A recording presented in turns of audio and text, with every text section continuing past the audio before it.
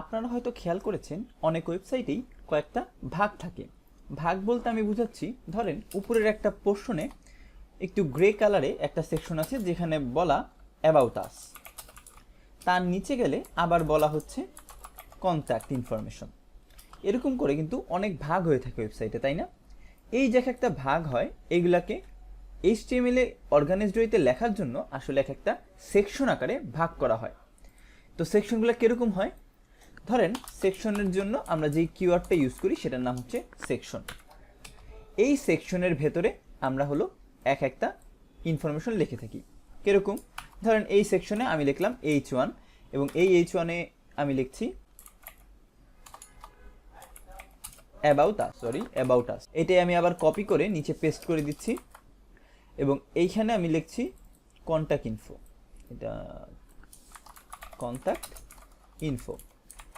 এই যে দুইটা সেকশন আমি ক্রিয়েট করলাম, পেজটা ফরম্যাট করে ফেলি, রাইট ক্লিক করে ফরম্যাটে ক্লিক করলে এটা ফরম্যাট হয়ে যাবে, মানে সুন্দরভাবে সাজিয়ে দেবে অর্গানাইজড ওয়েতে। তো এই যে দুইটা সেকশন আছে, এই দুইটা হচ্ছে ডিফারেন্ট দুইটা পার্ট ইন্ডিকেট করে আমার একটা সিঙ্গেল পেজের। আমি যদি এটাকে একটু দেখতে যাই, দেখেন এইটা একটা আলাদা পার্ট, এইটা আরেকটা আলাদা পার্ট। এখন আপনার কাছে দুইটা নর্মাল H1 ট্যাগ মনে হলেও যখন আমরা এখানে CSS অ্যাপ্লাই করব তখন দেখবেন যে দুইটা আসলে আলাদা পার্টকে আমি মিন করছি, যে দুইটা আলাদা দুইটা ইনফরমেশন ভ্যারি করে আমার ওয়েবসাইটে। এবং এই সেকশনগুলো একটার সাথে কিন্তু আরেকটার কোনো সম্পর্ক থাকবে না, দুইটা হবে একেবারেই সেপারেট দুইটা কন্টেন্ট আমার ওয়েবসাইটের জন্য। তো আপনাদের অনেক সময় এরকমও লাগতে পারে যে একটা সেকশনের ভিতরে মাল্টিপল এলিমেন্ট, সেই এলিমেন্টগুলো লেখার জন্য আমরা আসলে ইউজ করি ডিভ। তো একটা ডিভ হচ্ছে মেনলি একটা HTML এর কন্টেইনার। এটাকে লিখতে হয় DIV দিয়ে, DIV লিখলেই বোঝায় ডিভ। এর ভেতরে আসলে HTML এর কন্টেইনার হিসেবে আমরা ইউজ করি এই ডিভকে। এই ডিভের ভেতরেই আমরা আসলে HTML কোডগুলো লিখে থাকি, যেগুলো আসলে বোঝায় যে এটা হচ্ছে সেপারেট একটা কন্টেন্ট বা কিছু নির্দেশ করে। যেমন এখানে আমি লিখলাম H1 এ ধরেন হ্যালো। তো এই হ্যালোটা হচ্ছে একটা ডিভ। আপনি চাইলে এরকম মাল্টিপল ডিভও লিখতে পারেন, হ্যালো 1।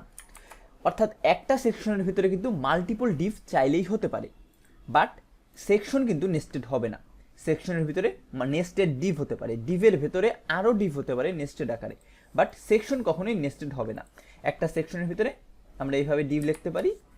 এবং আমি যদি ব্রাউজারে যাই, দেখেন এটা হচ্ছে একটা ডিভ সেকশনে আছে এবং নিচেরটা আর একটা সেকশনে আছে।